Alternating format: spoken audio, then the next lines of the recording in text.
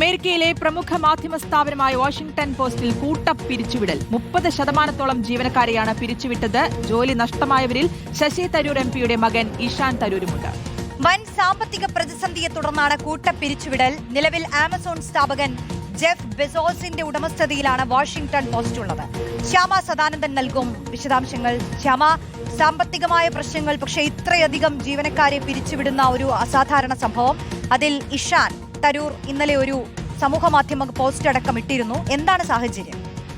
റോഷ്നി, 300ഓളം ജീവനക്കാരെയാണ് ആഗോളതലത്തിൽ തന്നെ Washington post ഇപ്പോൾ പിരിച്ചുവിട്ടിരിക്കുന്നത്.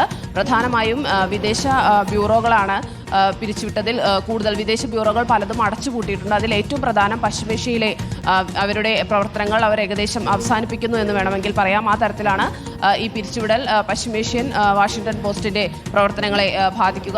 അതിലല്ലാതെ മറ്റ് സ്പോർട്സ് വിഭാഗം അടച്ചുപൂട്ടുന്നുണ്ട്. അതുപോലെ തന്നെ ബുക്ക് കവറേജ് എന്നൊരു വിഭാഗമുണ്ട്, അത് അടച്ചുപൂട്ടുന്നു. അത്തരത്തിൽ 300ഓളം ജീവനക്കാരെയാണ് ഇപ്പോൾ വാഷിംഗ്ടൺ പോസ്റ്റ് വിവിധ ആഗോളതലത്തിൽ തന്നെ പിരിച്ചുവിടുന്നത്.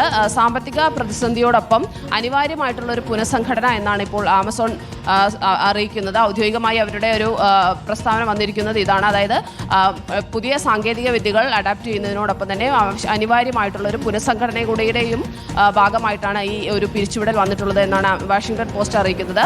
സാമ്പത്തിക പ്രതിസന്ധിയും ഇതിനൊരു കാരണമായിട്ടുണ്ട് എന്ന് തന്നെയാണ് അറിയുന്നത്.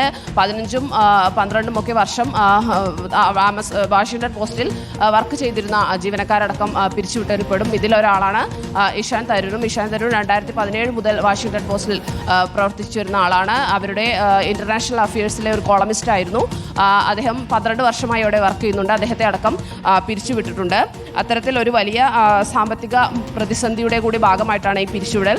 വേദനാജനകമാണെങ്കിലും ആവശ്യമായ പിരിച്ചുവിടൽ എന്നാണ് വാഷിംഗ്ടൺ പോസ്റ്റിന്റെ എക്സിക്യൂട്ടീവ് എഡിറ്റർ മാറ്റ് മുറെ ഇക്കാര്യത്തിൽ പ്രതികരിച്ചിരിക്കുന്നതും. റോഷ്നി, ശ്യാമ സദാനന്ദനാണ് വിശദാംശങ്ങൾ നൽകിയത്.